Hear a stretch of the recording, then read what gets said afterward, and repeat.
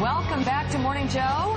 On our West Coast tour, we are in, it's Thursday? Must mean we're in Seattle. You know, it's Seattle. It's Great fabulous. place. I just had the most amazing, very strong cup of coffee here now with an important announcement this morning. Peter Schiff.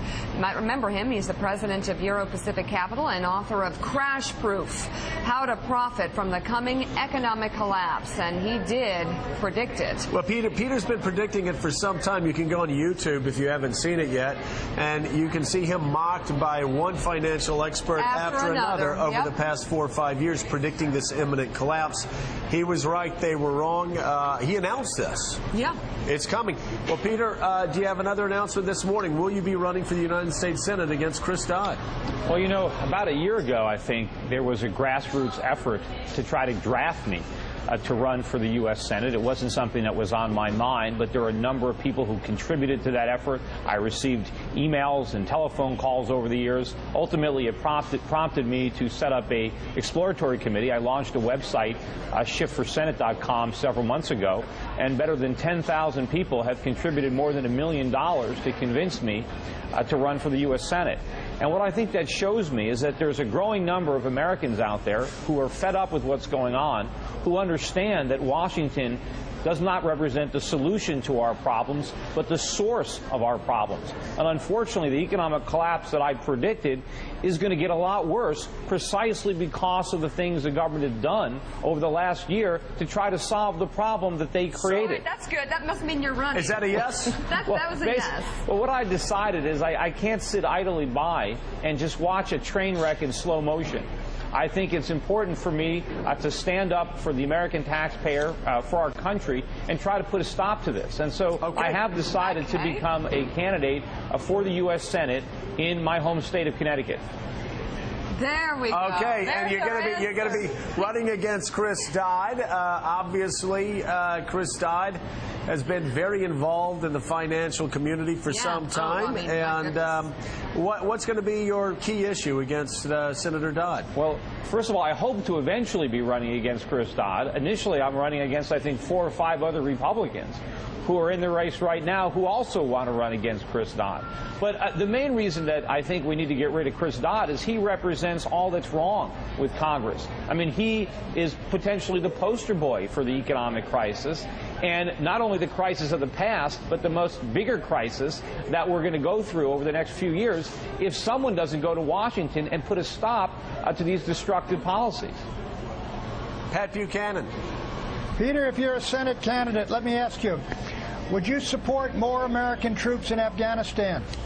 Well, I want to bring American troops home. I don't think we have the money to fund the troops that we have all over the world. We're borrowing money from Japan. We're borrowing money from China and Saudi Arabia. We need to bring our budget under control. We need to have a sound economy before we can afford the luxury of having troops around the world. Do you have an alternative health care plan? Do you think Republicans should come up with their own version of health care reform in 2009? Sure. I think what the government has done is a disgrace to health care in this country. They've driven up the cost with government subsidies and with excess government involvement.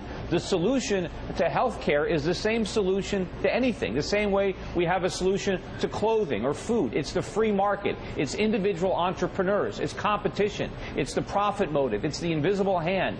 It's everything that made this country great.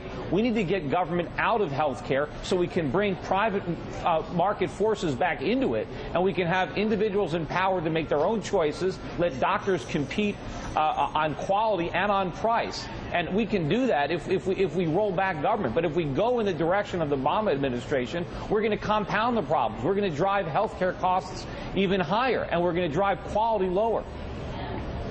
Aren't healthcare costs exploding right now at an unsustainable rate?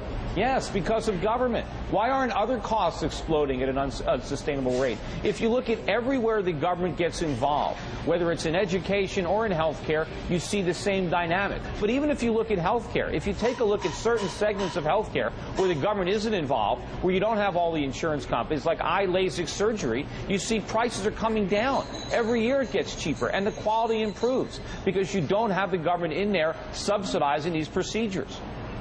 But there are times when the government needs to get involved. Take North Carolina, Alabama, other states where one insurance company controls 85% of the healthcare business in that state. Shouldn't the government get involved with antitrust measures and make sure there is real competition? Sure. Look, I think that's one thing. I think the government should open that up. I mean, maybe that would be one area of the Commerce Clause where I actually think the government has a right to intervene and say, look, to prevent states from making it illegal for citizens of one state to patronize an insurance company in another state. There's also things that the government can do in the way of malpractice reform to bring down health care costs. There are certainly things the government can do, but nationalizing health insurance, what the government wants to do now is not going to make the problem better. It's going to make it worse. Well, and let's talk about more regulation. Obviously, Wall Street bankers were allowed to leverage their assets, 40-to-1 ratio. It was absolutely devastating.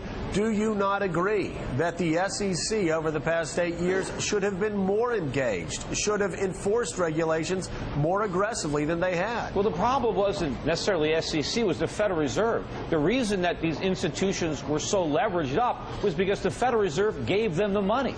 They were the source of the leverage. And with the Greenspan put, Alan Greenspan let everybody on Wall Street know that if anybody lost money, that the Fed was going to come to the rescue. You had this giant government-created moral hazard. That's one part of the problem, though. But, Peter, that's one part of the problem. But you've got to look at the SEC. And whether you're talking about Bernie Madoff or sitting back and allowing 40-to-1 leverage rates, that hands-off approach from Christopher Cox at the SEC played a role, along with cheap money and cheap credit, with this economy going down. The one place where the government should have regulated more was their own creations, Fannie and Freddie, because those two entities operated with government guarantees, and so there were no free market forces reining them in. There the government failed. They should have had more regulations in Fannie and Freddie, but they didn't because of their friends in Washington. People like Christopher Dodd were able to protect Fannie and Freddie and prevent any regulation from reining in their reckless activities.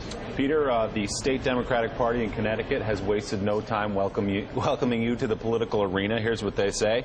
Despite his groupie-like following, Schiff actually has few qualifications to run for Senate.